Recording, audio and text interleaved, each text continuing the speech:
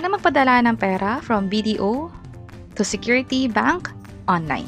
By the way, kung first time mo sa channel na to and gusto mo pa ng mga online tutorial videos katulad nito, please click the subscribe button.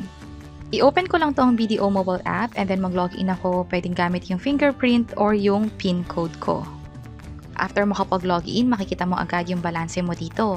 So kung may inaasahan kang perang padala, hindi mo na kailangan lumabas, gamit lang yung BDO app or yung phone mo, pwede mo nang malaman kung may pumasok bang pera o nagbago yung balanse mo. Tap ko tong send money para makapagpadala na tayo ng pera sa ibang bangko or sa ibang bank account. Tap ko tong other banks and wallets. Hanapin dito ang security bank. Ito siya. I-enter dito yung account number sa security bank. I-double check yung account number na to para nga naman hindi magkaroon ng issue sa pagpapadala ng pera. Ayaw nga naman natin na matransfer yung pera o mapadala yung pera doon sa maling tao or sa maling account number. Para sa account name, ito yung owner ng bank account.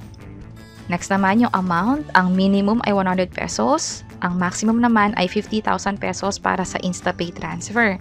Real time ang transfer nito. Ibig sabihin, pag natapos ko na itong ginagawa ko, right away, magpapakita agad yung balanse o matatransfer agad yung pera doon sa kabilang account.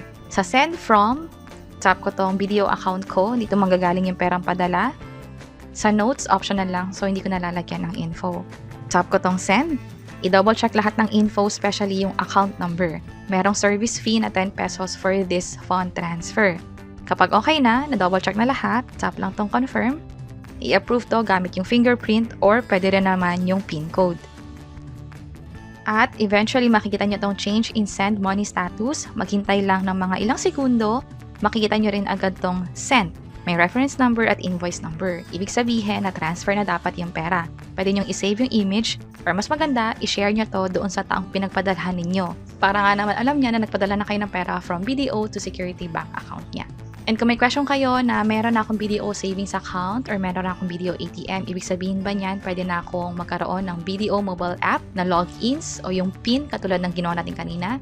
Kailangan nyo bang mag-register ng hiwalay? At pinakita namin sa hiwalay na video yan. Pwede nyo i-check itong mga video sa baba or sa comment section below or yung page or channel namin para dyan. Sana makatulong and see you sa mga next videos. Bye-bye!